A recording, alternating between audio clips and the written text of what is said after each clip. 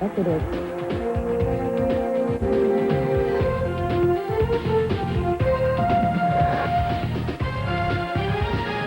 Tonight on Now. I want to kill you. Say it real loud. I want to kill you. You scream it at him. I want to kill you. Is your child a ticking time bomb? I'd like to stab you to death. How would you know? And what would you do? Tonight, a controversial new therapy for treating problem kids. I'm getting you out of my mind. Again. I'm getting you out of my mind. Again. I'm getting you out of my mind. She was a college freshman. Then, she mysteriously disappeared. When I first found out, I just screamed. The whole night, I screamed. And then I realized that what I had to do was get busy. Tonight, the desperate search for Catherine. Catherine, I love you. I just want to see you. I love you so much. And Robin Williams. Look at me right now, Moneypenny. I want to undo that bow and get to know you. One of the great comics of our time. In the role of a lifetime. Could you make me a woman? So pull up a seat. There's no telling what might happen when Robin Williams drops by tonight live. Now, live from our studios in New York City, Tom Brokaw and Katie Couric. Good evening and welcome. We'll be getting to those stories in just a moment. But the big news tonight, of course, is the vote in the House of Representatives on NAFTA, the North American Free Trade Agreement. Katie, it is a major victory for President Clinton. NAFTA has passed the House 234 to 200. And of course, Tom, that's 16 more votes than NAFTA supporters needed to go over the top. It was a battle that turned political parties upside down, forged some very unusual alliances, and of course, it creates a huge new free trade zone between the United States, Canada, and Mexico, if anyone doesn't know that by now. NAFTA, by the way, still has to go on to the Senate, but is assured of passage there, maybe even before the end of the week. So that's the big story in Washington. But, Katie, you've got our first report on Now tonight. That's right, Tom. We begin tonight with a story that's for anyone who has a child or just knows someone who does. Is your child too aggressive, too violent? It's a sad fact, but children are committing heinous acts at alarming rates. Just today in Chicago, 4 teenagers shot 2 other kids in a drive-by shooting. The question is why, and can we do anything to prevent it? As Noah Nelson shows us, there is a new and controversial way of treating children with no conscience. I want to kill you. Say it real loud. I want to kill you. You scream it at him. I want to kill you. 10-year-old Daniel is undergoing an intensive and controversial cutting-edge therapy. I'd like to stab you to death. Look right at her again. I'd like to stab you to death. Where would you stab her? Heart. Good. The therapists are not teaching him to be a killer. They're trying to get him to express his rage at his abusive birth mother, whose role is being played by a member of the team. The theory is that if he expresses his darkest feelings in the safety of a therapy session, he won't take out his aggression on the outside world. I'm getting better now. I'm getting better now. I'm getting you out of my mind. I'm getting you out of my mind. Again. I'm getting you out of my mind. Again. I'm getting you out of my mind. Daniel is here because his adoptive parents, Kathleen and Mike Dugan, were scared to death of him. We basically have to wrestle him to the ground and subdue him to keep him from harming himself or us or the other children in the family. He's destroyed property. He says obscene things to teachers, to us, but I think that was... Daniel was adopted by the Dugans when he was 6. Since you had him, what's the worst thing he's done? I'd say the worst thing he's done is attempting to sexually abuse our son, who was 3 at the time. That was the worst thing to deal with. So the Dugans started taking Daniel from psychiatrist to psychiatrist, 8 in all. But his violent acting out continued. As a last resort, they came here, to the attachment center in Evergreen, Colorado. He uses his rage to put holes in walls and just general non-compliance and victimization of other people in his life. The little boy I see doesn't seem capable of the things you describe. I mean, he seems okay. Yeah, well, that is one of the symptoms of this problem, because kids with attachment difficulties look real good on the surface. They're real charming. They make you think, what a great kid this is, and you don't really know what's going on inside. They're experts at that, and the more you get to know them, the less you like them. The therapists have diagnosed this type of behavior. They call it attachment disorder. And who has problems with eye contact? Right. And who has problems with lots of rage? Right. And who doesn't like touch very much? Right. The characteristics of attachment disorder are superficial charm, compulsive lying, hurting younger children, and killing animals. The theory is that if something happens to a child in the first year of life that keeps him from bonding with a loving adult, that child becomes angry, violent, and cruel, and in the most extreme cases, may even become a killer. And all the psychiatrists and all the hospitalizations we've been through say he has no chance of bonding. He has no chance of ever developing a conscience. Having an IQ of 155, he's going to be Ted Bundy. Quite a shock for parents to be told that the child might grow up to be a serial killer like Ted Bundy, who used his charm to lure his innocent victims to their deaths and looked no more menacing as an adult than he did as a child. The title of my talk with you all here today is The State of Children in Our Society. Foster Klein, a psychiatrist, is a leader of the attachment disorder movement. If you abuse and neglect, particularly neglect a child early on in the kid's life, you get a child who does not think straight. Dr. Klein has a large following of parents and therapists, people familiar with the violent rage of children damaged in infancy, who turn into kids without a conscience. Attachment disorder is children who have an inability to love and therefore have problems with conscience formation. I don't want to hurt you because I care about you. If all of a sudden I don't care about you, then I don't mind hurting you. Well, the main characteristics of attachment disorder are children who don't have remorse for pain they cause others. I want to hurt you. I want to punch you. I want to punch you. Again. Klein's treatment of children suffering from attachment disorder may be radical, but he believes there needs to be a radical solution to the tide of children arrested for committing vicious crimes around the country. In Atlanta, Washington State, Miami, upstate New York, Klein believes we might stem the tide by treating more problem children for attachment disorder. I think it's probably one of the major problems that we have in the United States today. It used to be that the first 16 months of life, basically for most infants, most of the time went fine. For many infants, in fact, millions across the United States now, it's not going fine. So therefore, we have many more people that don't have a conscience and don't care about other people. And so the Evergreen therapy makes Daniel confront his demons, the mother who abused him, and whose memory continues to damage his psyche. Get off me! You gonna let her mess with you anymore? No! She's gonna get the belt, Daniel. Me! Good. She's gonna get the belt on her. Some worry the treatment hurts more than it helps. Arthur Green is a professor of psychiatry at Columbia University. This child was repeatedly seduced and yelled at and humiliated, which repeated what his actual mother done to him.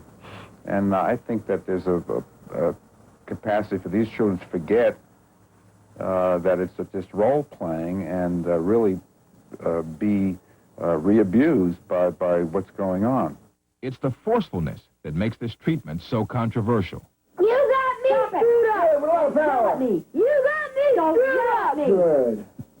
That's true, isn't it, Daniel? She got you screwed up. Daniel is under supervision 24 hours a day.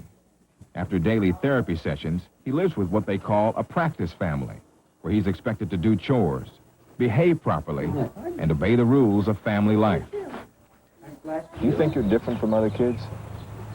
Sort of, yeah. In what way?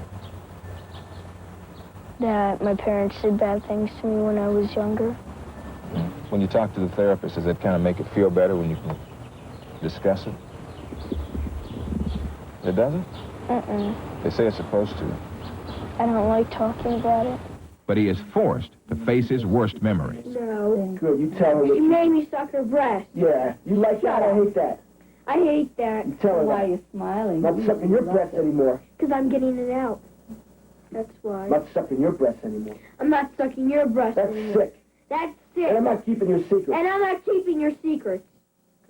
He was severely abused as a child in his family of origin, both physically, sexually, and emotionally. And you made me put my diggy on your vagina. And that was sick. And I'm not doing that And anymore. I'm not doing I'm that not keeping those secrets I'm anymore. not keeping those secrets You were anymore. sick. You were sick. So the therapeutic role-playing forces Daniel to say out loud the things he could never say to his abusive mother when he was a powerless infant. What do you want to do right now? What do you want to do right now? What is your body saying? Get off of me. Yeah, well, you look at her and tell her that. Get off of me. Good, louder than that. Get off of me. Good, again. Get off of me. You scream it at her. Get off of me. Do you sometimes feel like you're being cruel to these children? That's a hard question. It may look harsh to someone who doesn't understand or look scary, but we have healed kids walking around out there that can tell you, yeah, it was really hard and it was scary, but I made it. So it feels cruel in the one sense, but I know that it works, and I know that I'm helping to heal kids. Child psychologist Mira Rothenberg does not agree. There is an indecency about it to the human nature, to the child. There's no respect for the child's dignity. There's no respect for the child's pain. And I could never recommend something like that. Despite the criticism, the Evergreen therapists claim their confrontational methods can heal a child much faster than more traditional approaches. Traditional therapy just does not work with this kind of kid. The basis of therapy has to do with a therapeutic alliance and the trust that you build with the therapist. And these kids aren't incapable of trust. Get off of me. Daniel will only spend 2 weeks here. 2 weeks of tough, forceful therapy. Therapy that is aimed at changing a potential Ted Bundy into a productive member of society. I'm here to get rid of all those feelings deep down inside and stop being bad and stuff. After 8 days, a breakthrough. Having expressed his rage toward his birth mother, Daniel allows his adoptive mom to comfort him for the first time ever. I need you, Mom. I need you, Mom. Give your mom a little hug when you say that to her?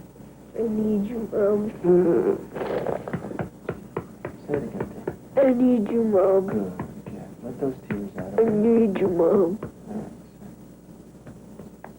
Daniel's parents are hopeful that he has really changed. I think the future's very bright for Daniel. Daniel's a bright boy. He's got a good sense of humor, and now that he has some kind of balance on his own self-worth and liking himself, sheesh, I can't even imagine what he has in front of him. Anything is possible. A few months after his treatment at Evergreen, Daniel's grades are up. His rage is under control, and he says he feels an inner peace he has never known before. He hopes it will last. I still have some secrets, but I'm better. But no, I don't get in trouble as much. The people we spoke to in the attachment disorder movement believe it's rampant among adopted and foster children, kids who moved a lot in infancy, passed from adult to adult without ever really bonding with anyone. And Tom, it must be so tough for those kids to learn how to love and to be loved. And the heroic parents who adopt them and go through all that as well. We've learned about other causes of violence besides the cultural surroundings as well. That's right. There's new evidence that actually says that violent behavior in teenagers or in people in general may in fact be hereditary and may be linked to a single gene. And in fact, that's the topic of Law and Order a little bit later tonight here on NBC. So that's an interesting and relatively new theory. We'll be back with more on Now right after this. Coming up, one family's desperate search for their daughter. We have every... We have... Oh, my. Right. You talk about it. And get ready, Robin Williams. Hello! He's here, live in our studio, when Now continues. Burlington Coat Factory has thousands of coats, not hundreds, thousands. Jackets, raincoats, leathers, the best labels. I saw the same coat at the mall yesterday. Oh, look at these low prices. I know. How do they do it? Why go anyplace else? I wouldn't. I got it at the factory, Burlington Coat Factory. They're more than great coats. For a yeast infection, I want an effective cure at a reasonable price. So I switched from Monostat 7 to Myselect 7. My doctor says its medicine is also full prescription strength, and MySelects costs a lot less. Now my choice, my cure, is MySelects. Tears of pain, tears of joy. But when your eyes are dry, soothe them with the tears of Murine. Closer to your own tears than other leading eye drops or artificial tears. Murine, natural tears formula. Friday's a night of danger and mystery. First, on a special Friday eyewitness video, a helpless boy trapped in a gorilla pit. Didn't think we were going to get him out alive. See his heroic rescue at 8, 7 Central. Then, NBC's Friday Mystery presents Sam Elliott and Terry Garr. Somebody must have set your odometer back. 2 unlikely sleuths. You always snore in your stakeouts, huh? On the trail of one high society killer. See how rich people party. An unpredictable thriller from best-selling Joseph Wambaugh. Fugitive Nights, Danger in the Desert follows eyewitness video NBC Friday. Now, once again, Tom Brokaw.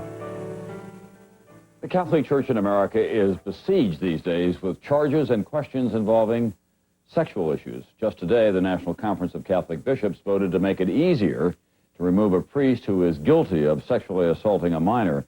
Just last week, Cardinal Joseph Bernardin of Chicago made an extraordinary public appearance to deny charges that he sexually abused a teenager 20 years ago.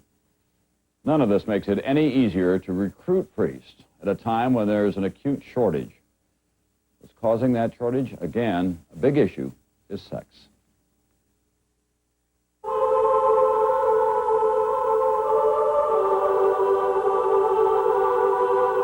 The life of a Catholic priest is spiritually rewarding, intellectually challenging, physically and emotionally demanding.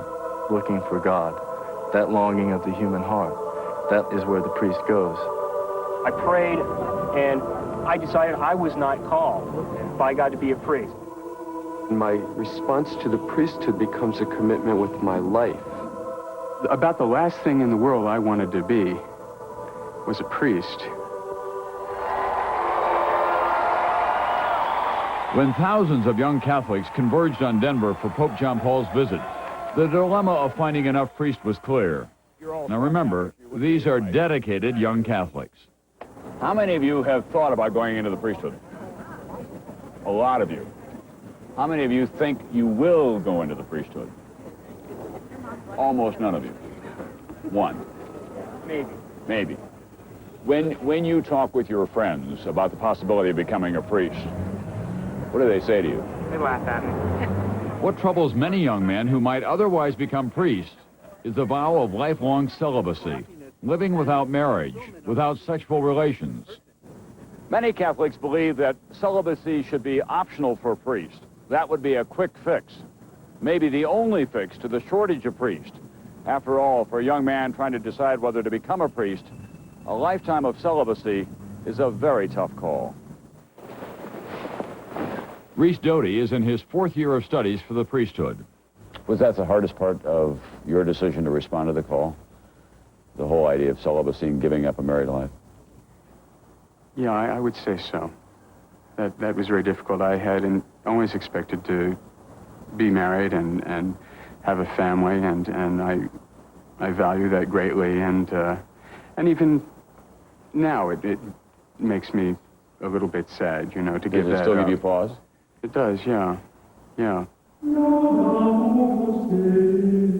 Reese is a student at St. Joseph's in Yonkers, New York.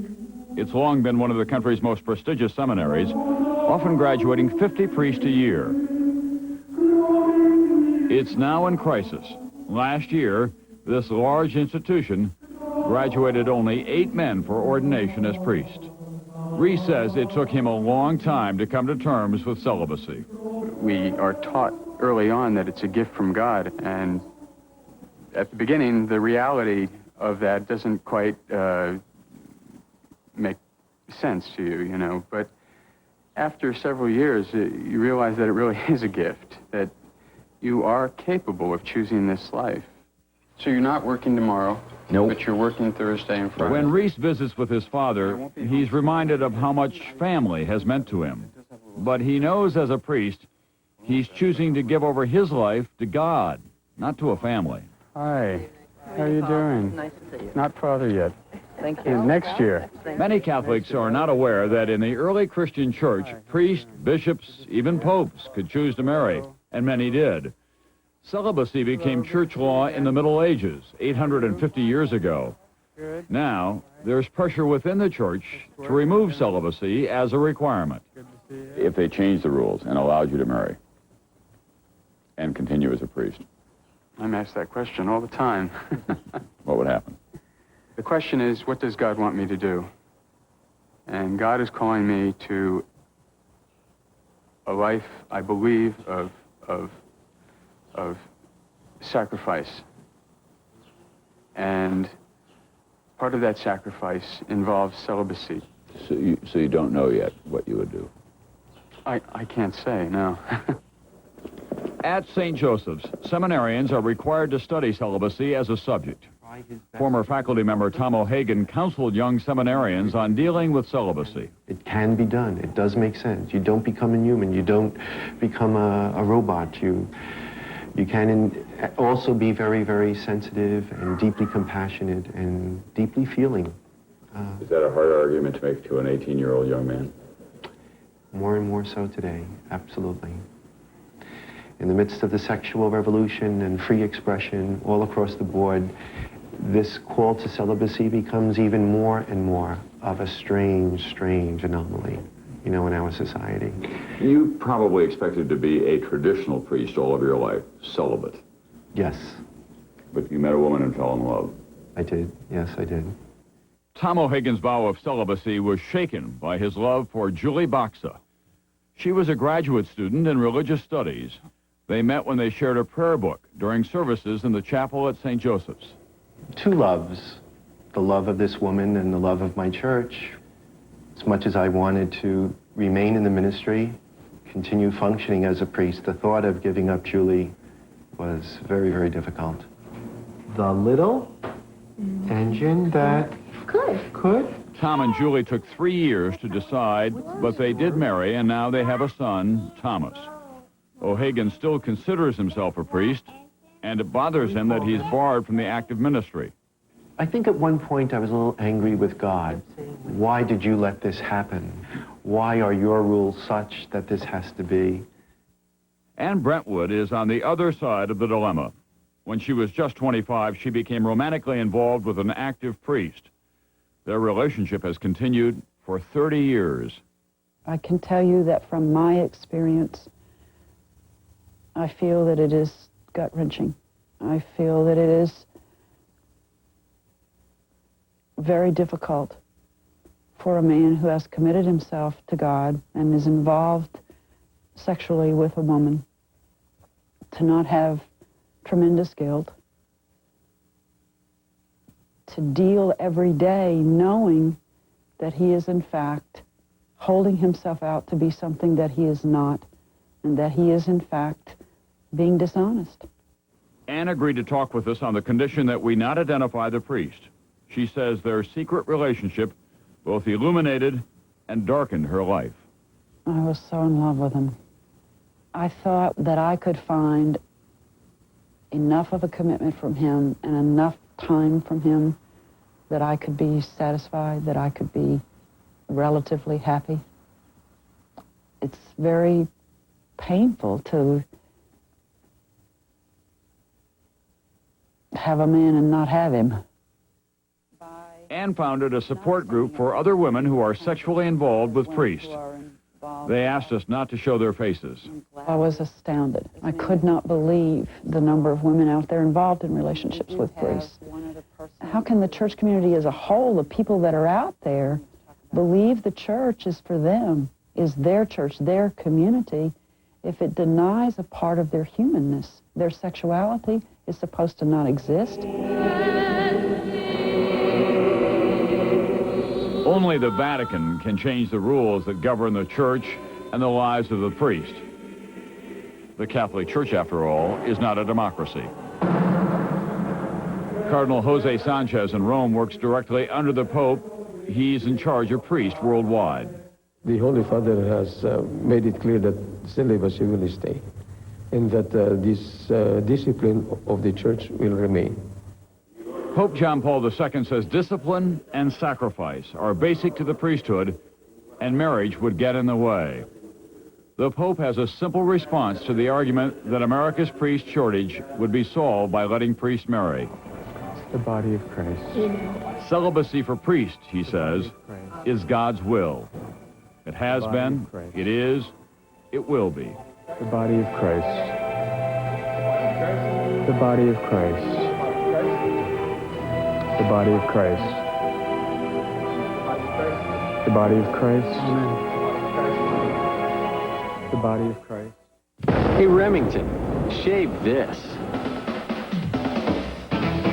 If you can grow it, we can shave it. Remington introduces the triple foil. The only shaver with 3 narrow microscreens to cross-cut each whisker 3 times. For hard-to-shave places on hard-to-shave faces. No one else has anything like the Remington triple foil.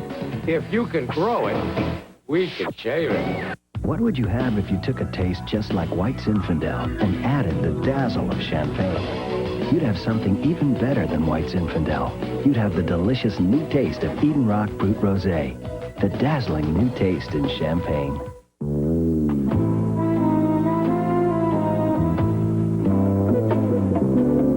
It's simple.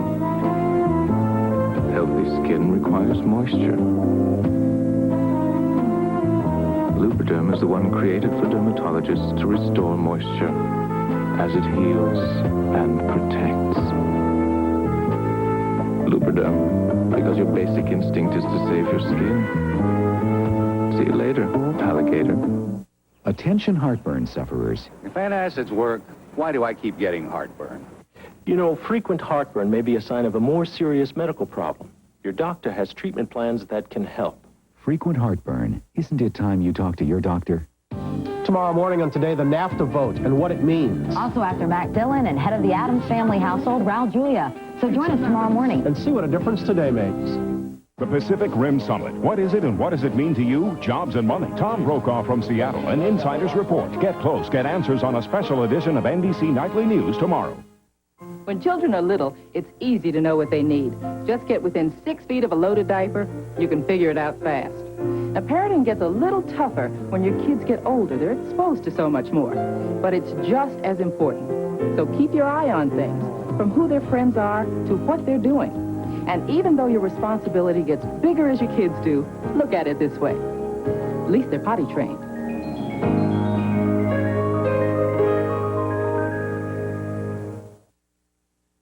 The story you're about to see is every parent's nightmare, the story of a family whose daughter suddenly disappeared.